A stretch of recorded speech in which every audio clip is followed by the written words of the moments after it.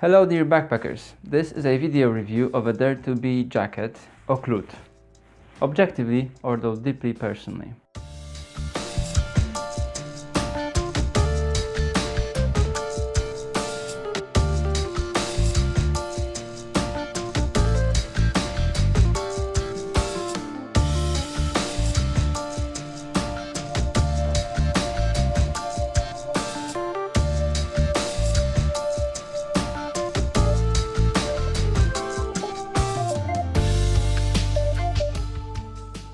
DARE2B is a brand from Regatta which is quite well known in the world of skiing and hiking.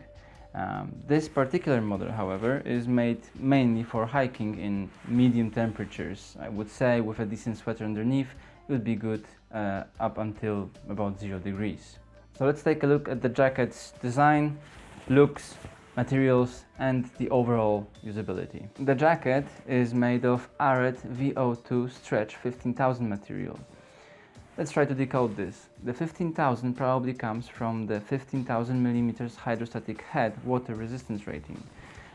This is especially impressive coupled with the 10,000 grams per square meter per 24 hours breathability rating. As you know, if one is higher, the other one must be lower, so these two values are quite high, and when I compared it to the industry standards, on paper it seems pretty impressive. Stretch. Well, it seems self-explanatory. The material has a four-way stretch property, so it stretches in all four directions. In practice, yeah, it stretches a bit. Cool. The jacket has seamed seals, although I cannot really say much about it because all the seams are hidden beneath the inner lining. The only seams that are visible are the ones along the main zipper and along the armpits. But to be honest, I don't really see any kind of seal in here. Maybe it's invisible. The outer facing zippers are coated and water protected, both on the main zipper and on the external pockets on both sides and on the breast. You can see it's seamed, and this seal works pretty well. It's really good. The main zipper has a chin guard at the end of the zip, which is really good because it protects you from getting your hair on your face caught in the zipper, which is really painful. However, it still doesn't protect you fully because somehow a hair or two always seems to tangle somewhere in this. So to all the bearded friends out there, I would still recommend wearing a buff. The jacket supposedly has a water retardant covering layer on top of it, but that, to my experience, is simply not true. The outer layer soaks with water almost immediately, and even at the first or after a couple of uses only, it starts to soak pretty immediately when exposed to water. This makes the jacket lose some of its insulating properties, as well just making it heavier. You should also be careful around campfires, especially if there are a lot of embers flying in the air, because they burn the holes in the material pretty rapidly. If they just land on the jacket, boom, you have a hole in that very place. So be careful on this one. The design of the jacket. The first thing, the pit zips. When fully opened, they are really big, and this is a real differentiating factor from other products out there. When fully opened, you can really feel they do their job. You get a lot of ventilation along your body and especially under your armpits, which is a real great feature. And this is really why I bought this jacket when I was looking for one. As far as pockets go, there are 3 on the outside, the 2 main ones and 1 on the chest. The main pockets have a thin fleece lining on the outside wall of the pocket. So that gives you a little bit of an extra warmth in colder weather. However, if you have any kind of scratch or hangnail on your hand, then you're going to really feel that, because that just catches the material and it's really not pleasant. There's also an extra pocket on the chest, which would be a real great feature, except that for hiking purposes, what you'd probably need to store there is a map, and every standard size map, it doesn't fit. It barely fits width-wise, and it just goes into half height or length size. So I'm not really sure what the idea behind this pocket was, I'm actually not sure if the designers knew what the idea was. On the inside you have one pocket, similar size, with a port, probably for MP3 player or a phone. Usually I keep my documents and credit cards in here to keep them safe, because I'm not really a fan of keeping a cell phone that close to my heart. DARE2B boasts an articulated sleeve design. I have no clue what's that about. They just look like normal sleeves to me. They do have Velcro cuff regulators, but that isn't very good, to be honest, because what it does is just pleats the material, and then it's not really comfortable on your wrist. Plus, if it rains, it lets the water in, because the material isn't tied to your skin, it's pleated.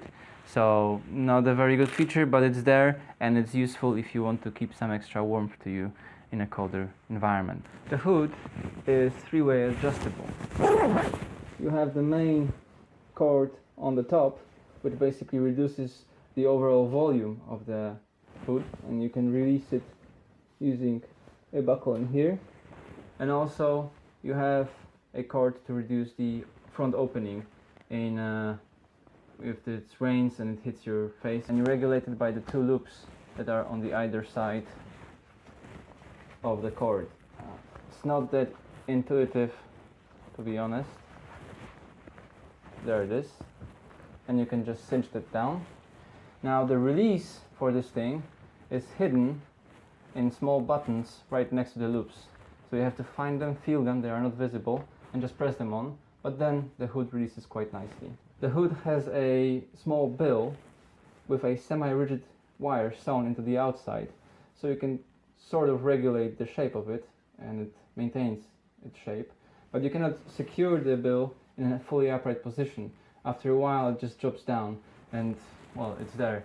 However, on the other hand, in heavy rain environment, it really does its job of protecting your eyes from getting dripped, and the water is kept away from your face. You can cinch down the bottom of the jacket for extra insulation using the cord which is sewn into the rim of the jacket. To cinch it down, you simply pull by one of two loops on either side of this main zip line. You can also use the cords inside the pockets, which are directly connected to the loops on the outside. So these two is basically the extension. This is the extension of the cord. This is pretty nice, although this one is long, so you have to grab it mid-length to have any kind of real pull. You release it by these two buckles in here, and then the jacket is loose. The material of the jacket is not so pleasant on bare skin, especially when it's damp or when you're sweating. It just sticks to your skin and it's not that nice, so long-sleeved shirt or sweater is definitely advised. As far as the water protection goes, I've tested it in some pretty insane rainy conditions. I mean, the rain was really heavy, and it does hold for quite a while. The outer layer soaks almost immediately, but the membrane does a good job of keeping the water away from you, so that's nice. The points where it fails first is the hood, surprisingly, and the cuffs, because they somehow draw water on the edges to the inside and kind of suck it up along your skin, so this is where you're first gonna get wet. The breathability is mediocre. I mean, the pit zips help tremendously here, but the material just doesn't breathe as well as it could, I think. Therefore, in warmer weather, you will sweat in this thing, and this jacket is basically at its best in windy conditions and temperatures of 5 to 20 degrees Celsius. Anything higher and the pit zips won't be enough, especially on your back. You're gonna feel the sweat trickle down really fast. What my girlfriend came up with is that, although it may be a bit crazy, but hey, you're in the mountains, no one sees you. You just put it this way, back to front, and this way your back is all ventilated because it's only a backpack near it, and you are protected from the wind from the front, and your hands and your throat is warm, so that's nice. Okay. The biggest problem I've had with this jacket is its main zip, really. Because it's plastic and of really poor quality, it starts to split at the end. And then, therefore, after a while, you're not able to close or open the jacket. Once you've closed it, that's even worse. I had a similar problem with the previous jacket I had, and when I gave it back to the shop, they gave me a choice of either a refund or a newer model, exchange for the newer model, which was slightly more expensive, so I had to cover the difference. Despite the fact that the newer model was only different in color, everything was exactly the same, I did choose this option as it extended my warranty for another 2 years.